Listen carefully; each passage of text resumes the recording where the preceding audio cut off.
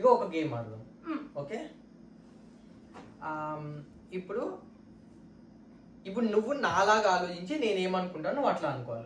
Okay, first colours లో ఒక colour అనుకో, నేను ఏది అనుకుంటాను అనుకున్నా, చెప్పద్దు అనుకో. నెక్స్ట్ 1 నుంచి 99 లో ఒక నంబర్ అనుకో, నేను ఏది అనుకుంటాను. ఓకే, రెడీయా?